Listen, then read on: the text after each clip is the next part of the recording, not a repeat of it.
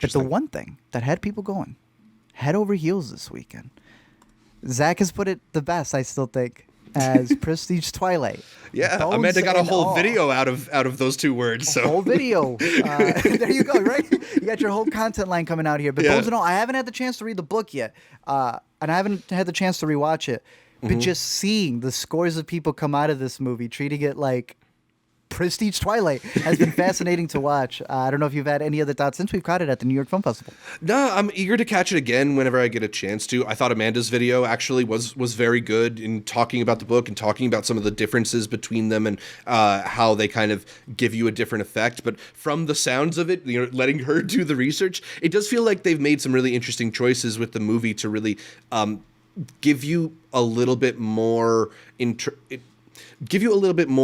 of this relationship that is a stand-in for so many things. When I first saw the movie, it obviously kind of feels like it could be a vampire movie, or it's sort of like code for a queer love story. But I've heard all these different people interpret it as commentary on the opioid crisis, or the way that like political ideology has gotten really divided, or inherited family trauma, or coming from broken homes. And it's just, I think it's so clever that they were able to build this structure in this story that, while it is ostensibly about these young, I think we can say it now that the movie's been out for a couple weeks, cannibals, despite it being like objectively about that, subtextually it can be about so many things, and it's sort of whatever you want to put on the movie.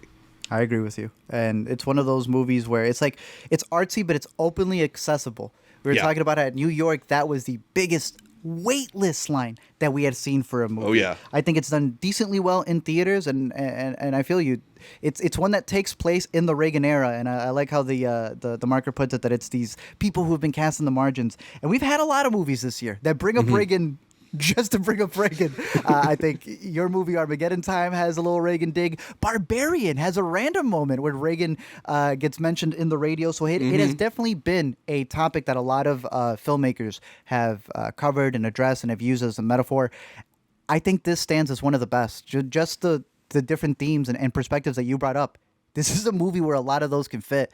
I'm excited to read the book. I'm excited to revisit it. It's crazy. I don't know if you heard that it's going to be out already in like a couple of weeks, I think. I know The Inspection is another one that's about to be out. So if you're a fan of, previous movies like Call Me By Your Name, if you're a fan of Timothée Chalamet, also shout out, I'm blinking on her name. I'm blinking on waves, bro. Taylor Russell? Taylor Russell. She kills it in this movie.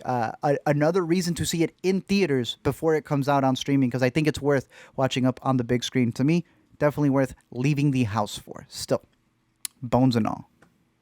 Shout out to Nick in the live stream comments, who said that Bones and All is in their top 3 of the year. They loved it. Yeah, lots of people, I think, are gonna end up bringing up Bones and All when it comes year-end list time. It's a really good movie. I think we're both highly, highly recommending it. Easily.